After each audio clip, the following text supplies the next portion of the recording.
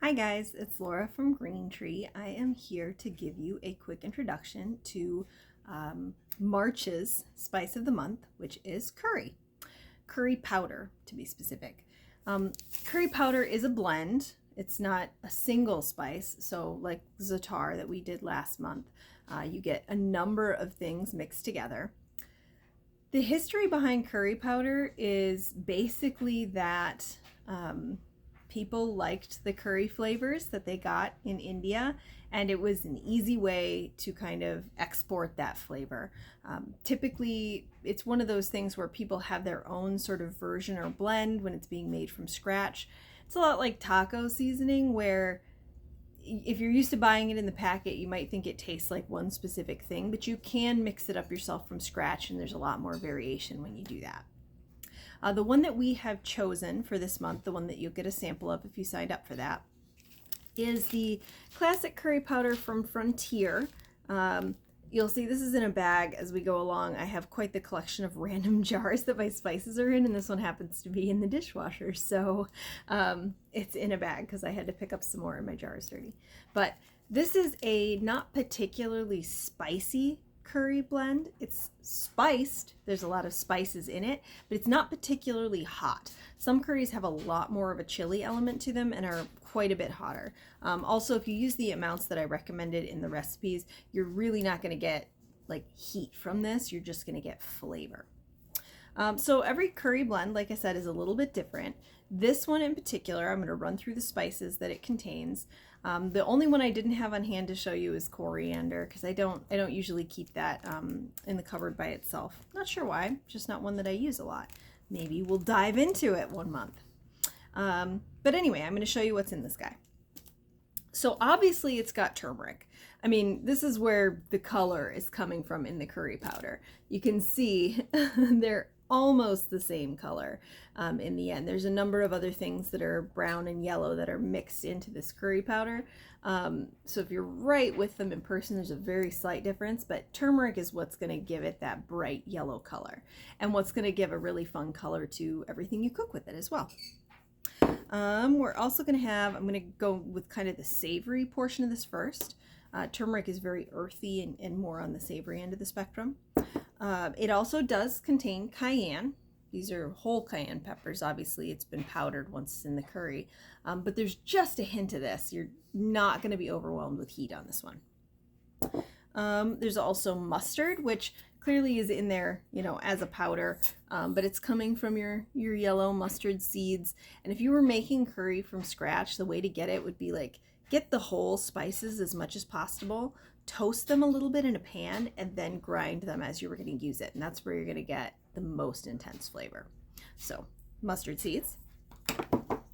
Let's see, paprika. Now this kind of straddles that line between the sweet and the savory. So, you know, this is clearly giving you another little bit of a warm color in there. This one contains not a smoked paprika, just a classic sort of a sweet paprika, which is, you know, on the cusp between savory and sweet. Cumin. This is probably the other big savory flavor that's in there is cumin. Obviously, this is in an old minced garlic jar, and that's just kind of how I roll with my spices. So the cumin is going to give you a very, very pungent, savory flavor to it. Now, there's quite a few things in this particular curry powder that are on the sweet side. One of them is nutmeg. Clearly, I need more nutmeg, but that's very aromatic and light, and we tend to picture it in sweet dishes, very much like cardamom. Very, very light and bright and aromatic, and gives it kind of that lift that you're going to find in the flavor of the curry. We will also have fenugreek, which it's hard to describe if you've never had it. It kind of smells almost like caramel. To me, it's a very sweet, caramely kind of a smell. Yeah, and obviously this is ground. These are whole seeds here. But in the curry it would be ground and toasted ideally and ground just like the other spices.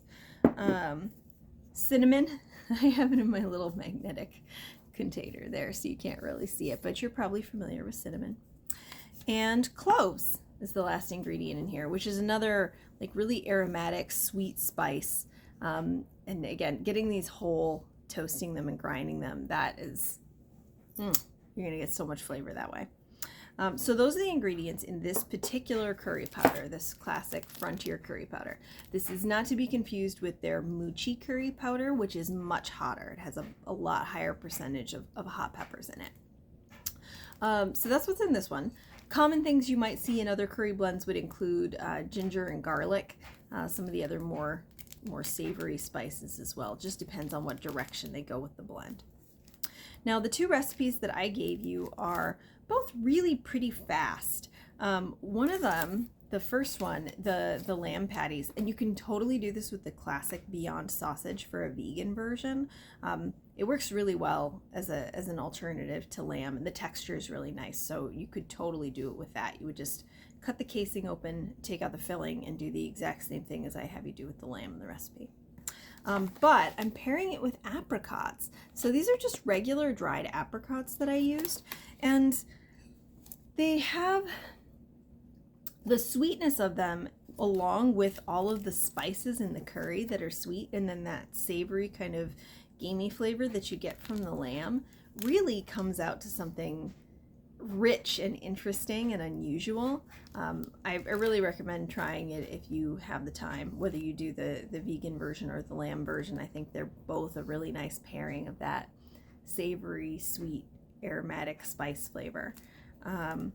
Relatively simple to do. You're just mixing a bunch of stuff together in a bowl and then cooking it in a frying pan.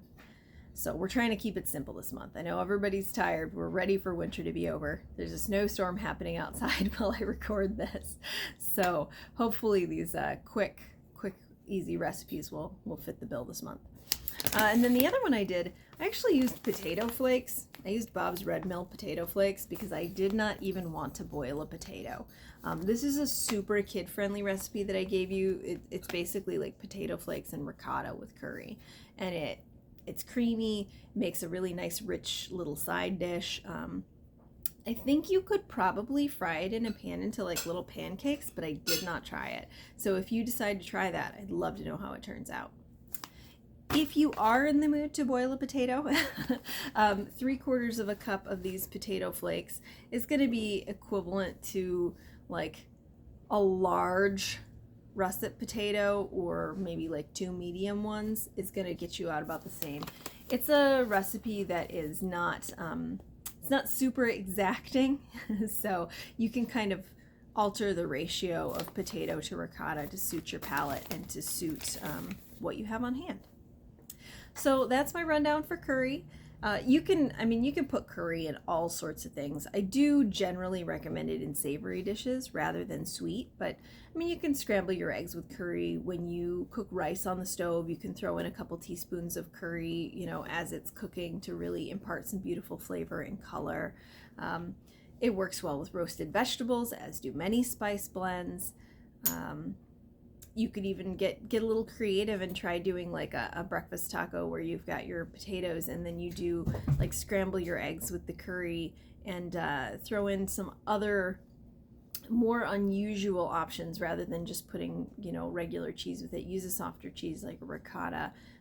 Throw in some chopped greens or some sweeter vegetables like carrots or sweet potatoes and see what you think of that flavor combination. There are a lot of ways to play with it, and I hope that I've given you a little inspiration today. So enjoy your spice of the month.